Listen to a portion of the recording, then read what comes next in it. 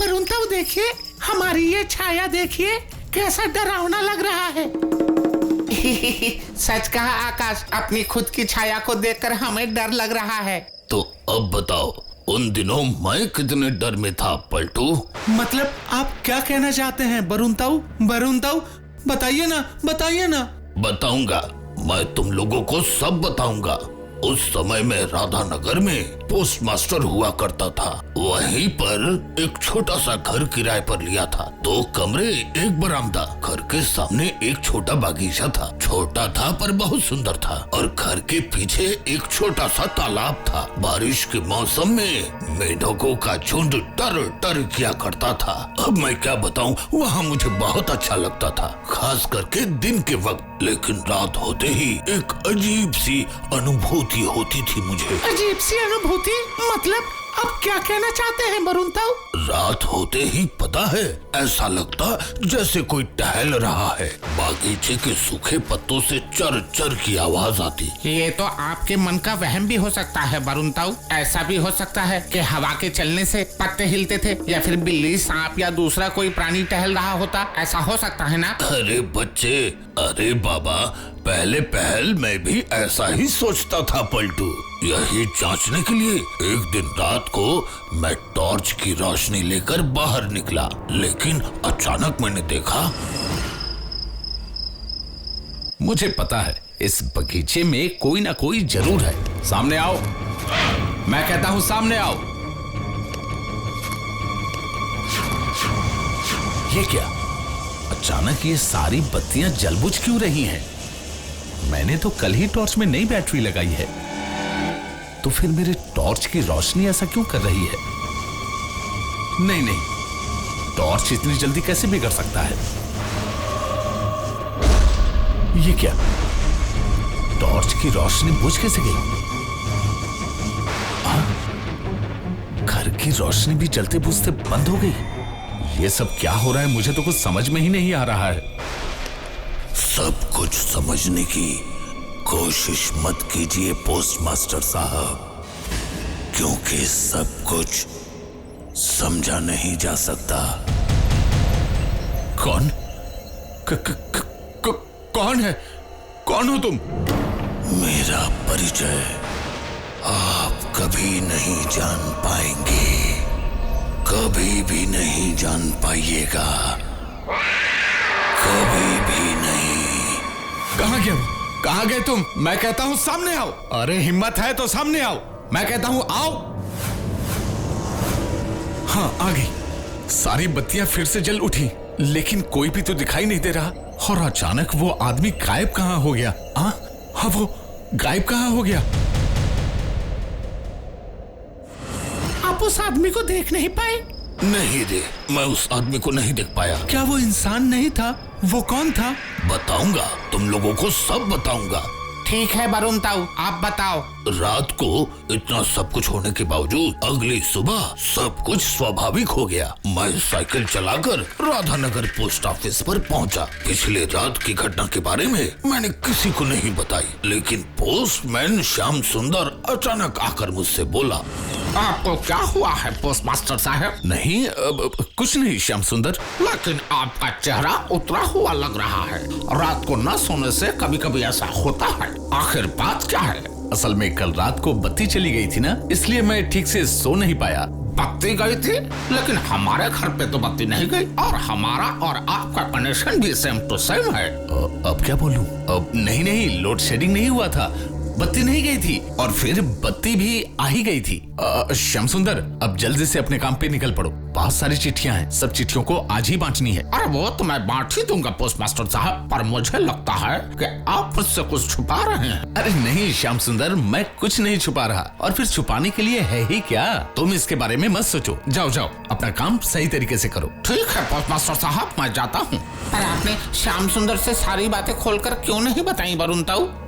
उसका जो स्वभाव है वो मुझे पता है। अगर कह देता तो सारे राधानगर में बात फैल जाती।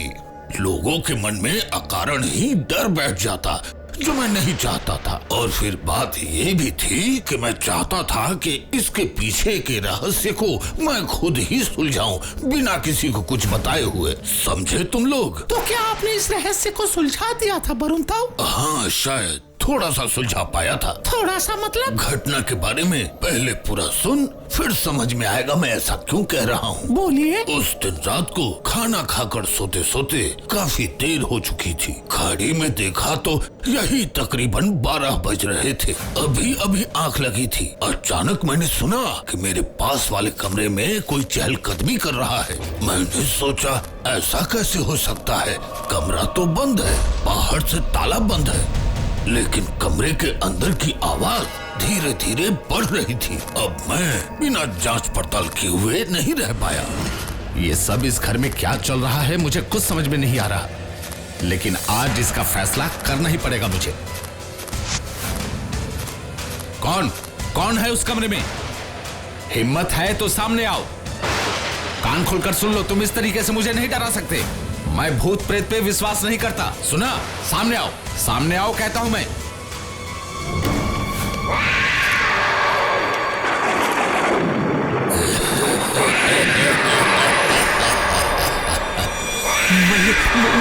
मैं ये क्या देख रहा हूँ? नहीं ऐसा नहीं हो सकता। मैं गलत देख रहा हूँ। मैं ये क्या देख रहा हूँ? नहीं, ऐसा नहीं हो सकता। मैं ये क्या देख रहा हूँ? अब तो संदेह की कोई गुंजाइश ही नहीं रही कि वो भूत था और कुछ नहीं, है ना? हाँ, मैं भी यही सोच रहा था और इसलिए मकान मालिक पर मेरा गुस्सा और बढ़ गया। फिर मैं दूसरे ही दिन मकान मालिक के घर पे पहुंचा। सुनिए साहब, आपके मकान में भूत है, ये बात आपने मुझे पहले क्यों नहीं बताई? भूत? ये आप क्या कह रहे हैं पोस्ट मास्टर साहब? अरे नहीं, उस मकान में भूत हो ही नहीं सकता। और आप एक पढ़े लिखे इंसान होकर भूतों पे विश्वास करते हैं? मुझे तो विश्वास ही नहीं होता। मैं भी भूतों पर विश्वास नहीं करता था, लेकिन मेरे साथ जो घटनाएं घट रही हैं उस पर विश्वास किए बिना रह भी नहीं सकता। सुना आपने? आप तो बेकार में ही डर रहे हैं पोस्ट मास्टर साहब। मुझे तो लगता है ये किसी की बदमाशी है। आप निश्चिंत रहिए, मैं ये सब बंद करवा दूंगा। हाँ, करवाइए बंद, वरना मैं आपको बता देता हूँ कि मैं अब उस घर में नहीं रह सकता। उसके बाद मैं वहाँ से सीधे पोस्ट ऑफिस पहुँचा। लंच ब्रेक में श्याम सुंदर मेरे पास आकर बोला, अरे आप खाना नहीं खाइएगा क्या? नहीं श्याम सुंदर, अभी खाना खाने का मन नहीं कर रहा मेरा। अरे मन करेगा भी तो कैसे, क्योंकि उस घर में जो भी रहता है धीरे धीरे उसकी इच्छाएं मर जाती हैं। वो घर भूतिया है। आपके पहले भी कई लोगों ने वो घर किराए पे लिया, लेकिन टिक नहीं पाए। इलाके में सबको पता है कि उस घर में कुछ ना कुछ जरूर है। जितनी जल्दी हो सके वो घर छोड़ दीजिए। हाँ, मैं तो पहले ही वो घर छोड़ने के बारे में फैसला कर चुका था, लेकिन उस कुत्ती को बिना सुलझाए नहीं। तो फिर आपने उस कुत्ती को कैसे सुलझाई वरुण ताऊ? राधा नगर के थानेदार को मैंने सारी बातें बताई। सब सुनने के बाद 2 स्निफर डॉग के साथ पुलिस वालों को भेजा उन्होंने। स्निफर डॉग क्या होता है? स्निफर डॉग मतलब विशेष ट्रेनिंग पाया हुआ कुत्ता। उनके सूंघने की शक्ति बड़ी तीव्र होती है। इस घ्राण शक्ति के सहारे ही उन कुत्तों ने तफ्तीश में पुलिस की मदद की। समझा। अब बताओ फिर क्या हुआ? उसके बाद पुलिस ने अपनी तहकीकात शुरू की।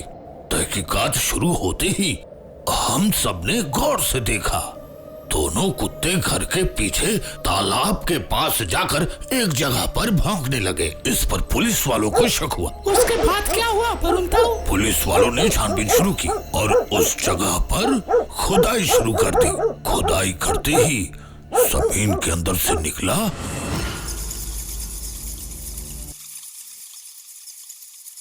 ओह माय गॉड, ये तो एक मृत शरीर है।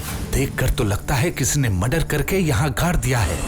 उसके बाद शुरू हुई असली तहकीकात, लेकिन आज तक असली खूनी को सजा मिली या नहीं ये मुझे नहीं पता। लेकिन एक दिन रात के समय राधा नगर के दूसरे एक घर में किराए पर रहता था। अचानक मैंने रात में देखा वही चद्दर ओढ़े छाया मूर्ति मेरे खिड़की के बाहर खड़ा है। मैंने चीख कर कहा, कौन हो तुम? लेकिन छाया मूर्ति ने कोई उत्तर नहीं दिया।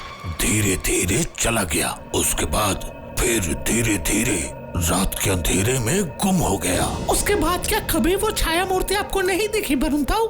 नहीं बेटा आकाश, वो मुझे फिर कभी नहीं दिखा।